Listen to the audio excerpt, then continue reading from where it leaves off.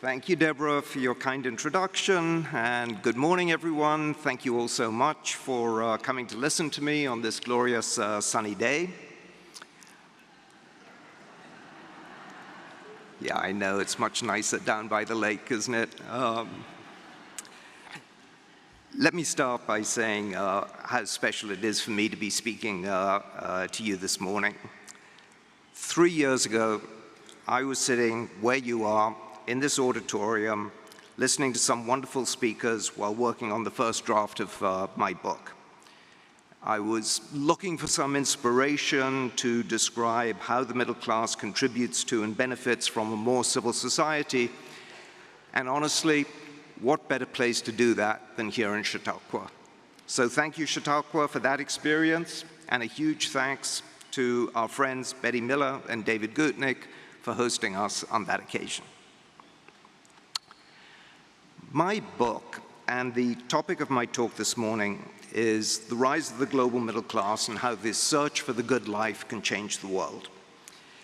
It's a book about the tremendous success in building a middle class all across the world and how that can now become the core of a mass global movement to save the planet. Right now, we're in a moment where we're trying to figure out how best to address the huge man-made problems of climate change, pollution, species extinction that have been caused by population growth. Some people are focusing on government policies and regulations and technologies and international treaties, but in this book, I argue that the most powerful lever for change lies in the wallets and votes of the middle class, which is a group of people globally who are probably already something like 4 billion strong, who are spending about $60 trillion every year out of a global economy of 100 trillion, and who dominate political and economic discourse in every important economy in the world. So my thesis is actually quite simple. It's that our best opportunity to get the kind of global consistency in policymaking that's necessary to save our planet will come from the pressure of the middle class in each individual country. Because the middle class all over the world tends to want the same economic things, and because it's now so large, it represents a massive force that can drive governments and businesses to push the global economy in a new direction. So in this talk, I'm going to tell you who the people in the middle class are, how they came to be so numerous, what problems and difficulties they've unwittingly caused, and why there are now real opportunities for making a difference that will help us all. I'll divide my remarks into 4 blocks. First, I'm going to spend some time on the definition of the middle class. If I were to ask everyone in this audience for a definition of the middle class, I'd get dozens of different answers. But luckily, it turns out that many of these definitions overlap in terms of the number of people that they cover. So I'm going to suggest it doesn't really matter which definition you use. Then I'm going to give you some facts about how the middle class has spread and grown across the world. Third, I'm going to tell you about why the current method of growing the middle class isn't working. The mass consumerism that's the hallmark of the middle class has become such a problem, there's even an active debate as to whether we should even try to continue to grow the middle class. But fourth and last, I'm going to suggest that it is the middle class that might be the main hope for salvation. And that might sound contradictory. I mean, if the middle class has been the source of our planetary problems, how can a bigger middle class be part of the solution? And I think the answer to that is that the middle class is changing tack. Middle class families are still looking for a happy and good life, but they're realizing that the current economic model is not delivering, and they're pushing for something new. There's a basic equation for people's happiness, which the ancient Greeks first came up with but which I think is still relevant today. And it is that happiness or pursuit of a good life equals living well and doing things well. And the Greeks call this eudaimonia. For the last 200 years, there's been a lot of focus on the living well part of this equation.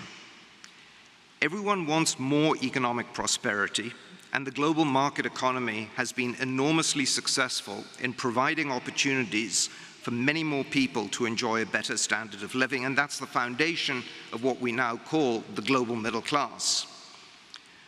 But behavioral scientists have found that money doesn't buy you so much more in terms of happiness once you're relatively well off. And in the US, that means something like an annual income of $75,000 a year. And what matters more after that point is purpose in your life. It's the doing things well part of the happiness equation, and that's where we are doing poorly as a world economy, and where the middle class is demanding change. And the ones who are really focused on this are the young generation. So I'll tell you a little bit about Gen Zers in the middle class, those who've been born between 1997 and 2012. And the Gen Zers are becoming the first generation with what I would call a true middle class outlook that wants both prosperity, the living well part of the happiness equation, and to do things in the right way. And they're the ones who are pushing for changes in government policies and in business practices, and because there are so many of them, their voice is being heard. So of course there'll be pushback. There always has been when the middle class struggles for something, but so far it's won its battles more often than not. Think of child labor, women's right to vote, state pensions, social security. All these have been middle-class issues that the elite initially strenuously opposed, but the middle class won on all counts. And that's why I'm optimistic about the change towards sustainability that can happen when the middle class mobilizes itself in its own self-interest, and why the subtitle of my book is How the Search for the Good Life Can Change the World. So that's the outline of what I'm going to say, a bit of a preview to the storyline. So let me start by diving into formal definitions of the middle class. Look up middle class in the Oxford English Dictionary, and it says the middle class is the class of people between the upper class and the lower class, or alternatively, it's the class whose members are neither very rich nor very poor. They define the middle class by what it is not. So to understand the middle class, you have to define the upper class and the lower class. So I think about the upper class as a group that doesn't have to make economic choices. If a rich person wants something, they just buy it. They don't have to give up on something else. And equally, poor people don't have that much economic choice. They basically just struggle to pay for the basic necessities of food and rent and clothing. So the middle class is the only group that actually makes economic choices because they have a finite amount of discretionary income or spending. So when people in the middle class buy consumer durables, when they buy cars or motorcycles, washing machines, air conditioners, when they take a vacation, when they save for the future, they're making choices about how they spend their money. If they're hit by a shock, such as a spell of unemployment or sickness or disability, they might have to tighten their belts for a while, but they have enough resources to avoid becoming destitute. If you think of it in this way, the middle class becomes associated with a distinctive lifestyle, with consumption patterns, and with economic security. And I like this definition because if you want to know whether a family is middle class or not, all you need to know is something about their economic purchases, what they're spending on, whether they're able to buy things beyond the very basics. So in my book, I looked at the amount of money people would need to have a standard of living that goes beyond the basics. Of course, this has to account for price differences across countries, for inflation over time, for family size, but these are the kinds of adjustments that economists are pretty well versed at making. My starting point was to take the salary level of a junior bank clerk in Victorian England. And that seemed to make sense because junior bank clerks were actually the first clearly recognizable middle-class group to emerge at scale. During the Industrial Revolution in Victorian England, factory owners needed loans from banks to buy the machinery for their factories, and the loans had to be drawn up by people who could read and write, basically educated people, and there weren't so many of them at the time. But tens of thousands were hired in the City of London between 1850 and 1870.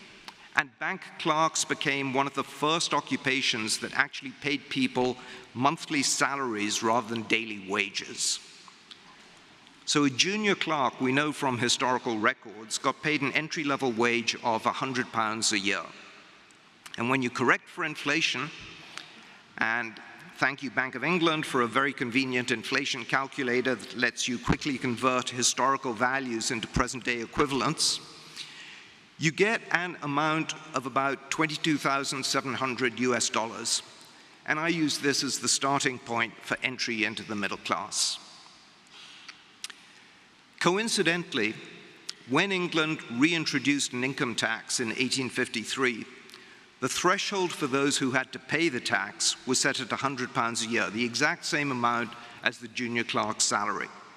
And commentators at that time called this the dividing line between the educated and the laboring part of the community. So it seems quite clear that the Victorians thought that £100 a year for a family of about 5 or 6 was a good measure of the threshold dividing the middle and the working classes. Well, you might be wondering whether it's reasonable to compare the middle class in Victorian England with the middle class in today's world, and obviously a lot has changed, so I looked at more contemporary definitions. And there's some really interesting work by Mexican economists who recently looked at the impact of a spell of unemployment, sickness, or disability on family living standards. And they found some families coped well. They had income from 2 or more family members. They had savings. They had access to credit from banks. Others were not so fortunate and fell into extreme poverty. And by comparing how many people were in each of these groups, the experts were able to define the middle class as those with incomes that were high enough so that a family would have less than a 1 in 10 chance of falling into extreme poverty at any point in time over a 3-year period. So in other words, the Mexican analysts defined the middle class as those families resilient enough to withstand a major economic shock.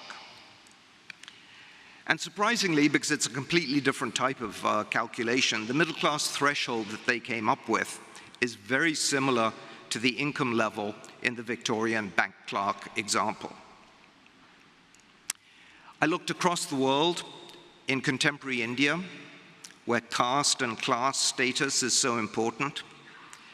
And a junior software engineer in 2017, which is the modern equivalent of Victorian bank clerks, made about 4 lakhs of rupees per year.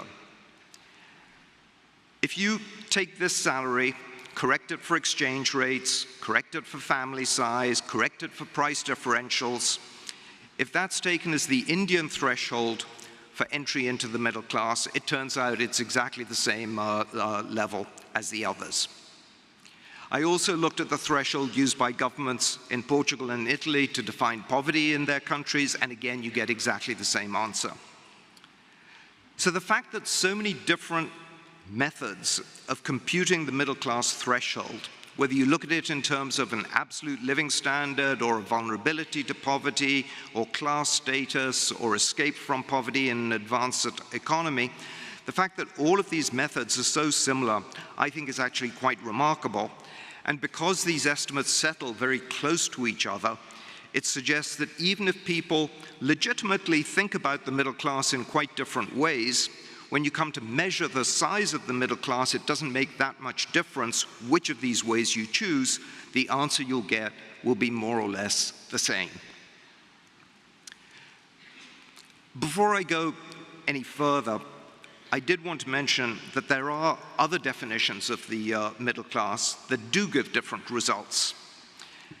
So, for example, the most common definition in the United States is the one used by the Pew Research Institute, who define the US middle class as the group with income levels between 2/3 to twice the median national income.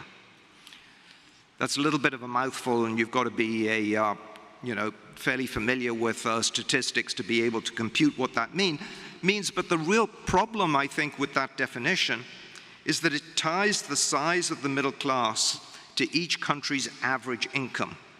So it can produce slightly odd results when you compare the middle class size across countries. So to give you an example,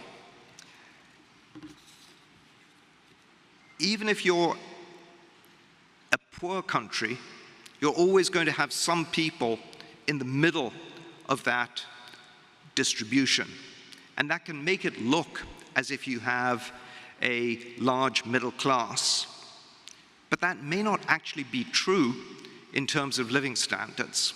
And there's a famous case of the food and beverage company Nestle thinking about expanding into Africa. And their rationale was, well, the middle class buys tea bags. Nestle produce tea bags. Africa has a huge middle class population, according to the African Development Bank, who's using the Pew definition. So we should expand there. And they tried. And what they found that even though there were lots of Africans who had a large middle class according to that relative definition, they were still too poor to actually buy Lipton tea bags. So after a few years, Nestle pulled out of the market with a fairly substantial financial loss. The point really being that if you define the middle class as those who have a certain living standard, who aren't poor and who aren't rich, then you really should avoid calling somebody in a poor country middle class, even if they have the average income of that country. So that brings me to the end of this first part, and I hope you get a sense that even though each of you might have different ideas or definitions of the middle class, they likely all point to a common set of attributes. I think most people will feel that the middle class are people with an ability to maintain a certain lifestyle, who are resilient to economic shocks, who have some social status, and who are not considered poor or rich. Using that definition, I estimated that there are about 4 billion people in the global middle class today, which is half the world's population. So how did this group get to be so big? I'm now going to take you through 200 years of economic history in about 5 minutes. This is what I would call the Father Guido Sarducci version of global middle class growth. All you need to know to impress your family and friends, and for those of you who didn't get the reference, and I'm sure there are some puzzled faces out there, look up Saturday Night Live's 5-Minute University on YouTube after this, and I guarantee it'll make you laugh. So in the book, I divide up the growth of the middle class into phases, and each represents an entry of 1 billion people into the middle class. So the first phase starts early in the 19th century, somewhere around 1825. And at that time, just before the Industrial Revolution takes off, there was almost no middle class anywhere. There were rulers who claimed that they have a divine right to rule and who owned all the land and all the wealth.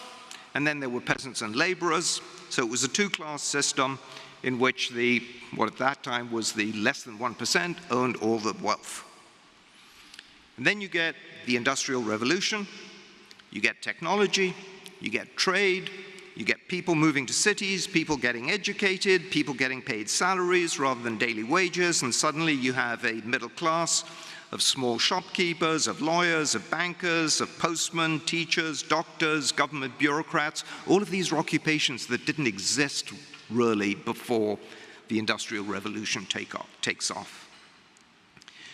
European colonial expansion also really helped to grow the middle class. The Prussians first, and then the rest of Europe, found that educated armies performed far better in combat than uneducated armies.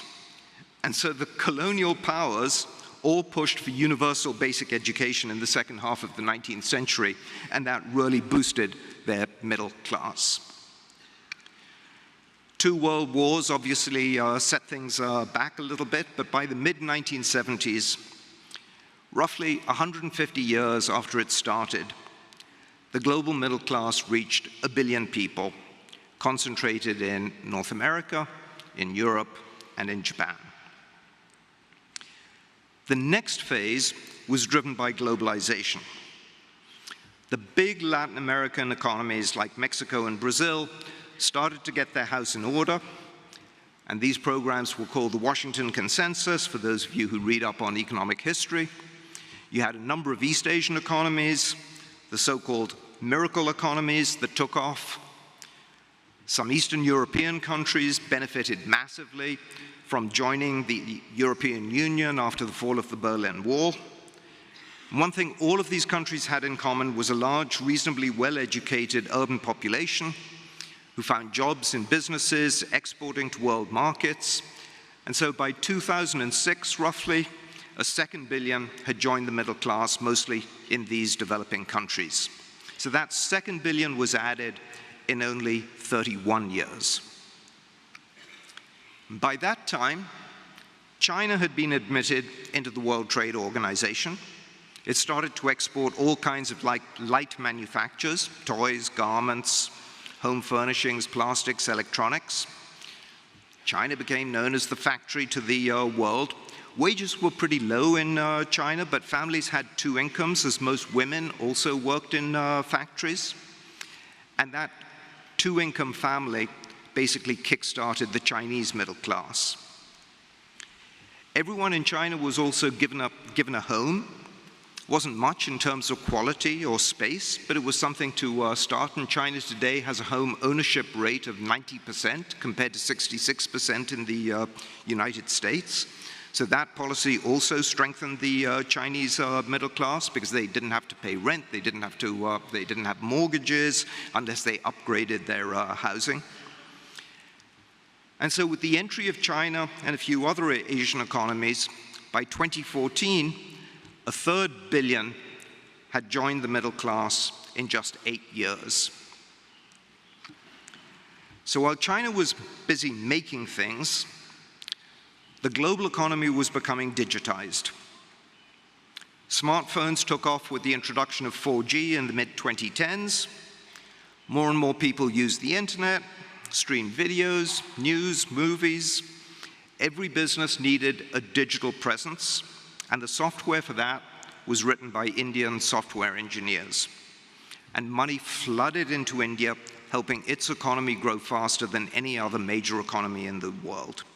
So Indians started to enter the global middle class in a big way after 2014. There was a real setback during COVID-19, but after that, the global middle class rebounded and is now upwards of 4 billion strong. So it's half the global population. And we look at the last couple of years, the world is probably adding about 120 million people to the middle class every year, primarily in Asia. That means another 1 billion people every 8 years. So some of you may be wondering about where Africa fits into this story. And unfortunately, I have to report that the African middle class is still small in global terms. Might be a couple of 100 million people, half of whom are in Egypt alone. But most African countries are either too small or too poor to contribute significant numbers to the global middle class. So that's where we are today. Coming back to Father Guido Sarducci, there are only really two things you need to remember. First, more than half the world is middle class or richer. And second, the middle class is growing really fast. And in just 8 years, we could add another billion people to the ranks of the global middle class, mostly in Asia. So this brings me to the third part of my talk. So in the first part, I told you that the middle class consists of people who have the financial ability to have a living standard that offers a reasonable degree of prosperity. In that second part, I told you that education, technology, urbanization, and globalization has lifted half the world out of poverty and into the middle class, and all this sounds like a pretty good thing. But in this third part, I'm going to tell you about some of the problems with the expansion of the middle class. So it's quite clear, I think, why one could think that the middle class falls into the category of too much of a good thing can really be a bad thing. You know, in our efforts to satisfy the middle class's appetite for all kinds of goods and services at the cheapest possible price, we've developed an economic system that's causing huge damage, climate change, polluting lands and oceans, pushing millions of species to extinction. And it's happening because no one pays for these impacts. We've been encouraged to develop harmful practices because it's easy and free to do so.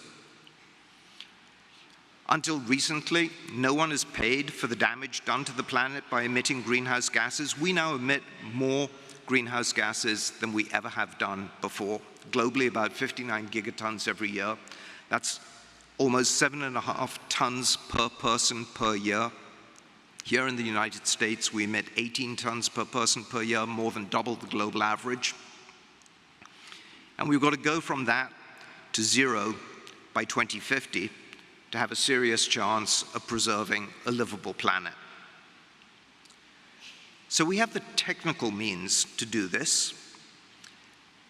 And I think, despite what you might have heard, getting there doesn't mean to say that we have to lower our standard of living or stop economic growth. You know, think about the Swiss. The Swiss have higher income levels, higher wages than here in the United States, but they emit 1/3 the level of greenhouse gases per person as we do. So the main strategy for decarbonization is pretty clear. Use electricity generated through renewables for all our energy needs, and change land use to absorb more carbon from the air. So the technologies already exist in most areas. We all know about electric vehicles and heat pumps and rail travel. There are only a few things that can't be easily electrified using current technology. Maybe planes, maybe container ships. Some heavy industry needs really high temperatures, steel, chemicals, cement, fertilizer. But the big challenge with transitioning the energy system to renewables is that there are high upfront costs, both for companies generating electric power and for families changing appliances to use electricity. It's the middle class that has enough financial power to make the necessary investments and to spur companies to keep innovating to bring costs down. Making a dent in emissions linked to land use is a little bit harder. It's also wrapped up in another problem, the mass extinction of species. Humans have taken over the planet, and we're crowding out every other species. And within decades, scientists tell us that maybe 1 million species, about 1/4 of the world's total, may become extinct. The physical mass of humans and our domesticated animals is now about 30 times more than the mass of all wild animals put together. This is a big problem. There's a 30 by 30 worldwide initiative for governments to protect 30% of the Earth's land and water by 2030.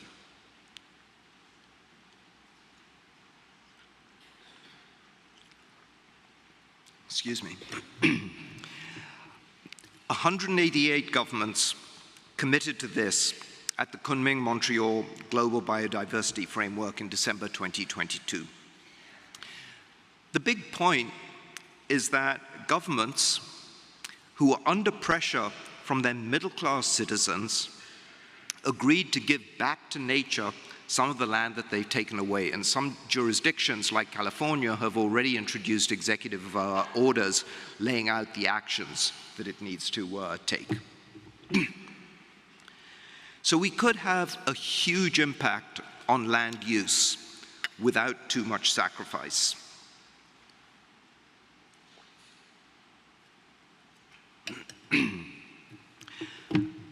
Most of the crops that we grow go to feed animals, not to feed humans.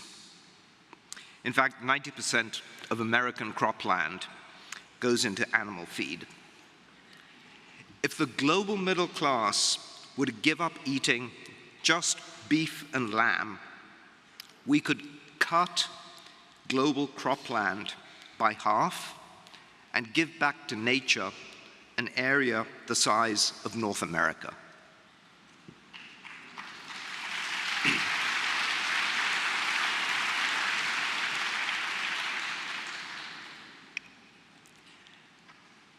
It'd be nice if that happened, but it's probably a bit draconian. You know, not many countries are going to give up and ban beef and lamb, but it does actually point to the potential impact that a change in middle-class diets could actually have. And by the way, we should be really thankful that so many of the new entrants to the middle class are Indians who don't eat beef.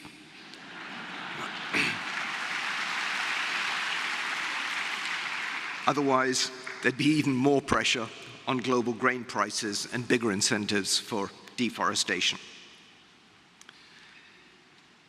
There's one other area where middle-class consumption is destroying nature that has to be addressed, and that's the safe disposal of waste. We use a lot of stuff. You know, on average, each person in the middle class probably uses their own body weight in material every day. And at least 1/3 of that is not managed sustainably. In developing countries, where I told you the middle class is growing most rapidly, half of all waste is just dumped in the open. A lot of it ends up in the oceans, and some of you may be familiar with the Great Pacific Garbage Patch. It's an area of floating debris in the Pacific Ocean. It's twice the size of France.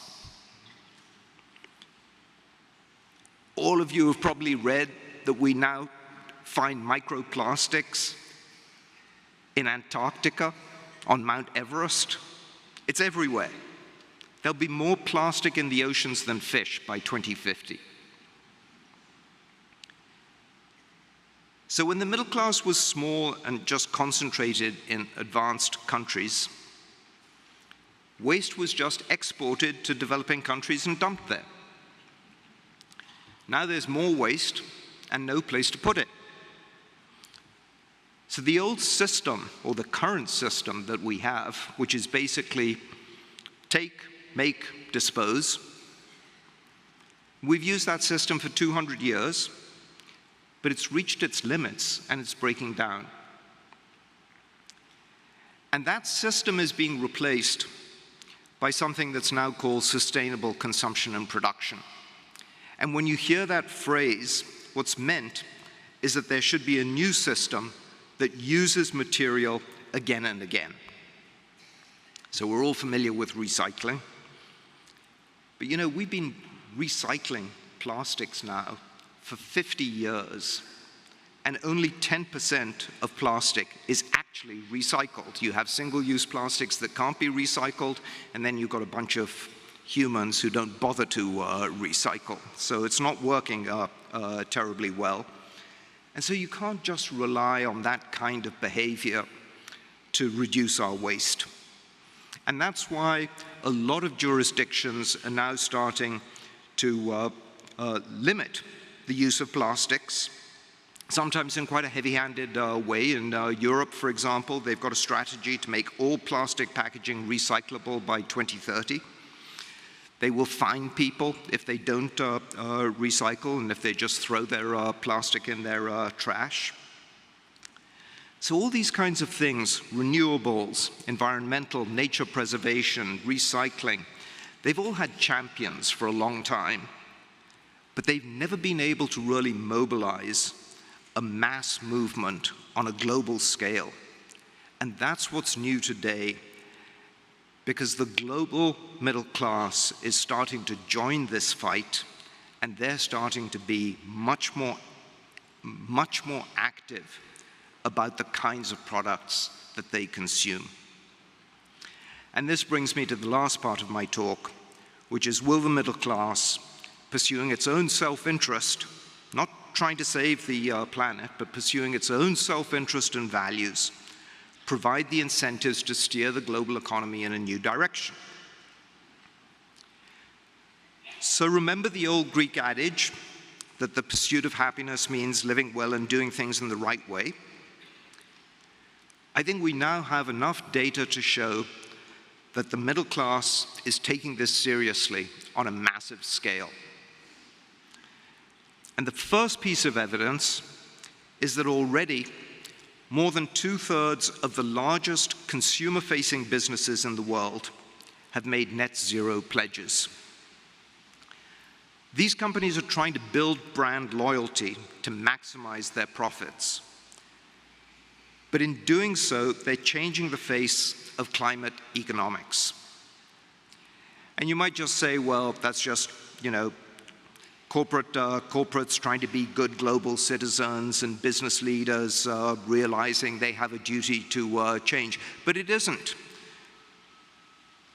The only good corporate citizens are those who have to explain themselves to consumers. Amongst businesses that don't face consumers, the so-called business-to-business companies, only 5% have made net zero pledges. It's the consumer-oriented companies that are desperate to attract the Gen Zers that I talked about. You see, the Gen Zers are going to be the largest, wealthiest generation ever.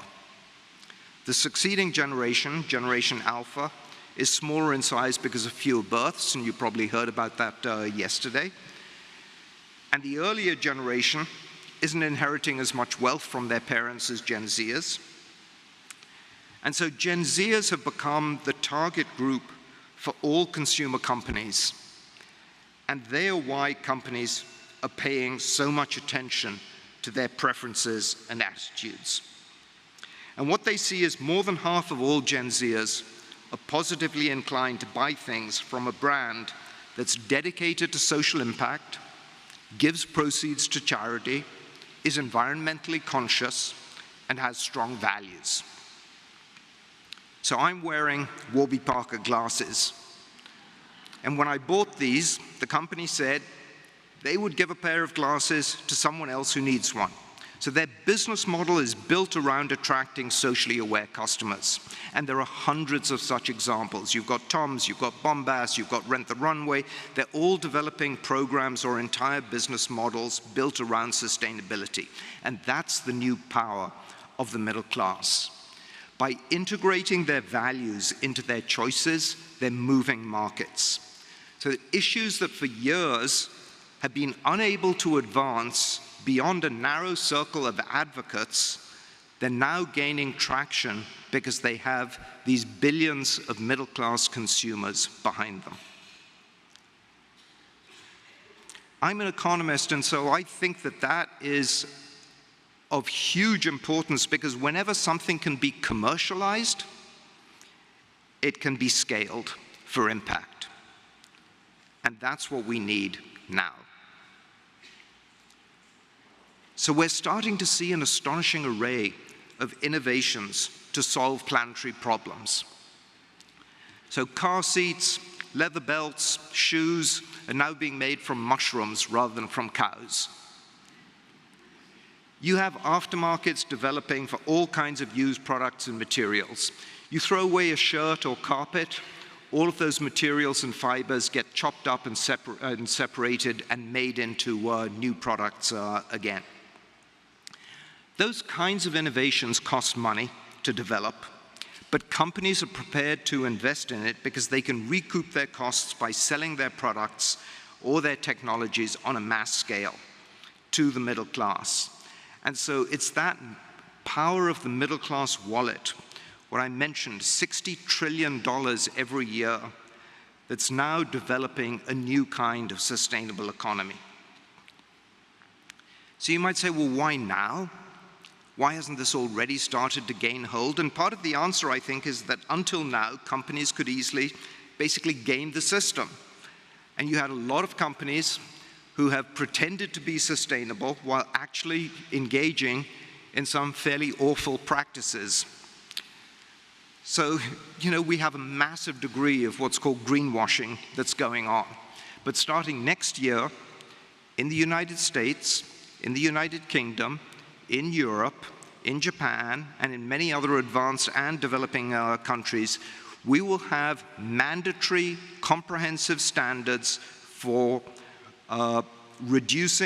reporting carbon emissions and other sustainability practices for all large publicly listed companies.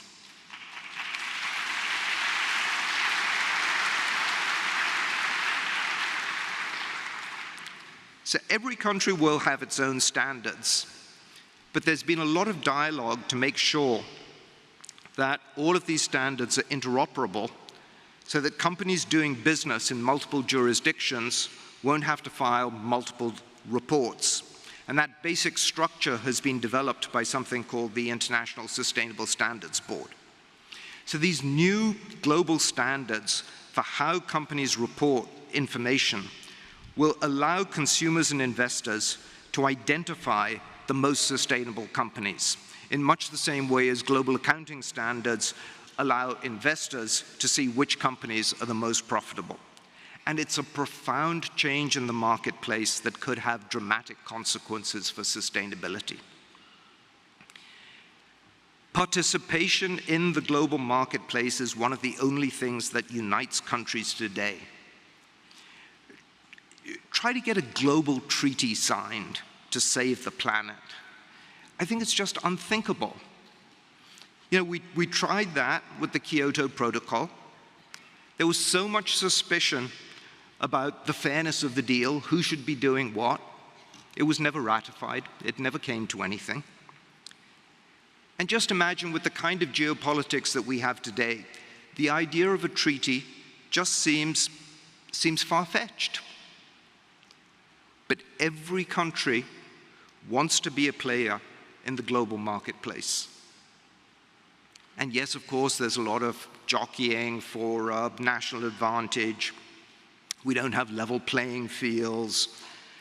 But global trade is a competitive sport that is managed all the time. We actually know something about how to do it. We might do it well, we might do it badly, but it's been going on for a long time, and I think that we could do it. No country on its own will be able to develop a sustainable consumption and production system at affordable prices. But when companies in all countries are competing for the large prizes that are offered by the global marketplace, I think we can get really rapid progress, and that's what we're seeing today. So somebody will offer middle-class consumers the options for sustainability that they're asking for. So I think there's real reason to be optimistic, but there are also still problems. And one problem is that the middle class across the world is feeling exhausted.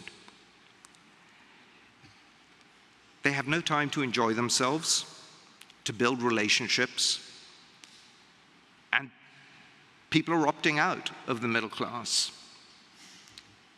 Here in the US, We all read about the growing use of opioids, the so-called deaths of despair. In Japan, they have a special term for deaths of exhaustion. They call it karoshi.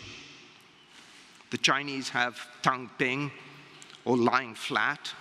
It's a passive-aggressive opting out of the system. Here in the US, it's called quiet quitting.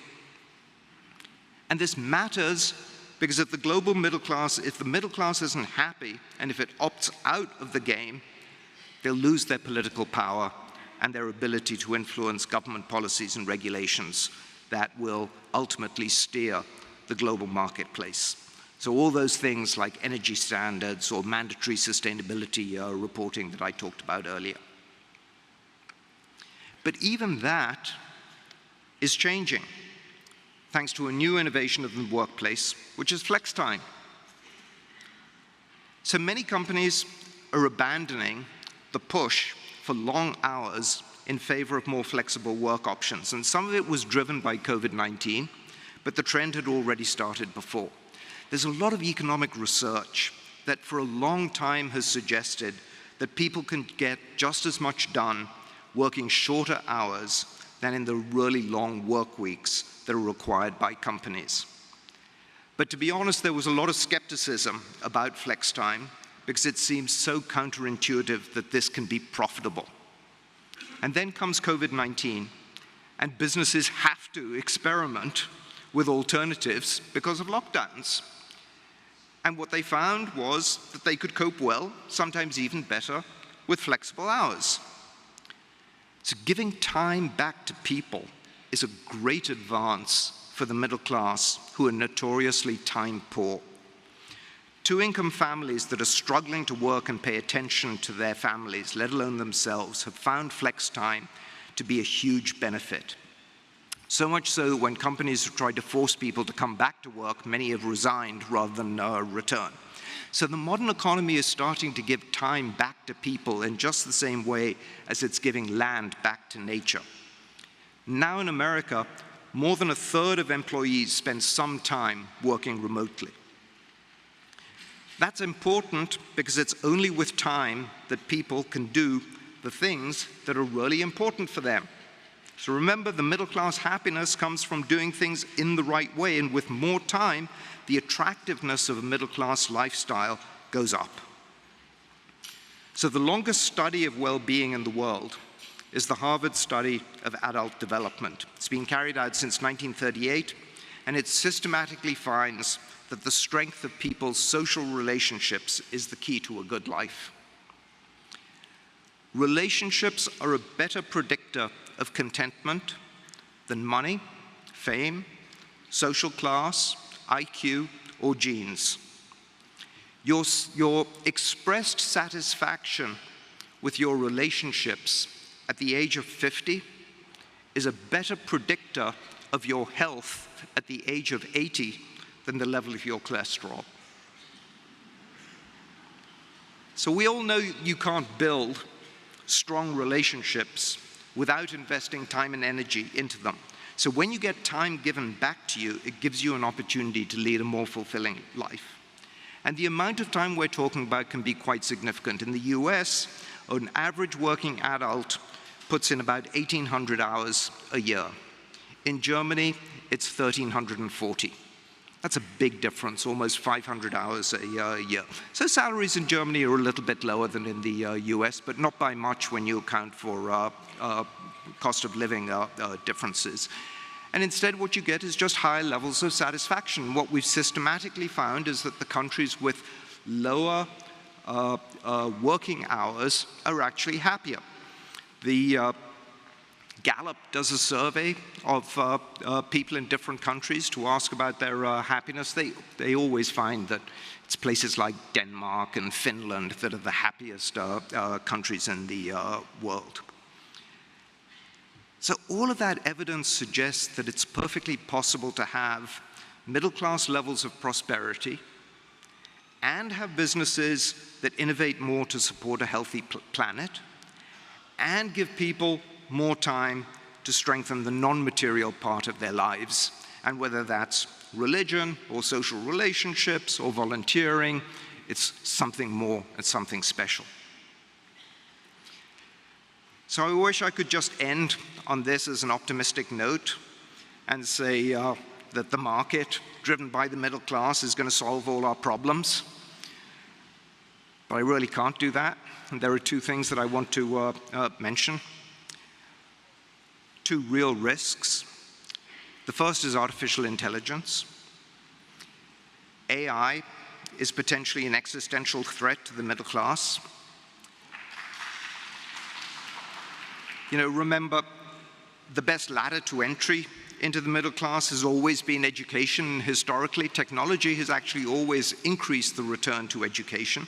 It's still the case that a college education is your best ticket to the middle class. AI could change that.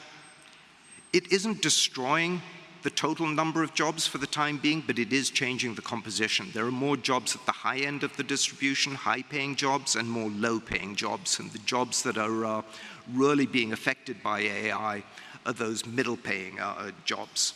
And so the bank clerks of old are already gone, and pretty soon the software engineers, the new part of the middle class, are also going to be done out of their jobs by AI. So it's taking us into really unknown territory. And if you undermine people's ability to make a decent wage, it's going to be really problematic.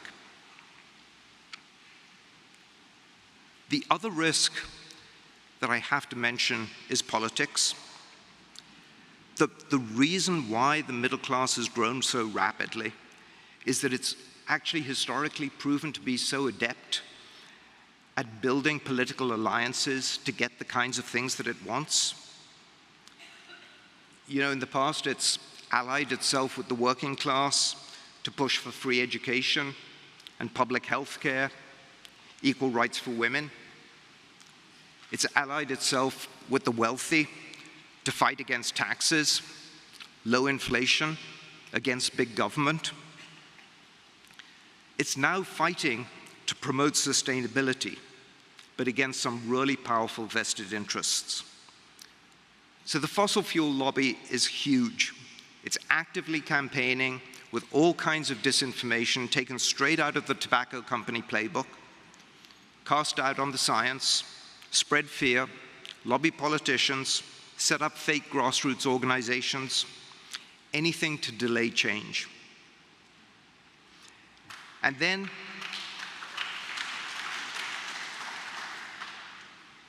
yeah, that's not a good thing, let me say. That's a bad thing.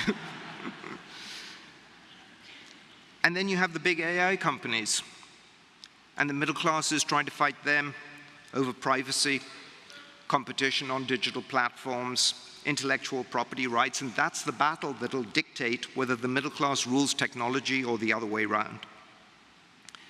So these are big risks, but I'm still quite convinced that the best hope for solving the big problems that we have that require global solutions will be to connect things like climate change as closely as possible with people's lives, their livelihoods, and their pursuit of happiness. So until now, I think it's been quite hard to know how to have a positive impact because there's been no reliable information on what companies are doing. But that's all changing, and so sustainability can actually have the mass appeal on its size, and it's that kind of pursuit of happiness by the middle class in the right way that I think can change our world and can be the difference between our grandchildren thanking us or cursing us. So the future depends on how the middle class put their values into their economic choices. And I dare say that most people who come to Chautauqua are middle class, so it's your choices that will make a difference. So please choose well. Thank you very much.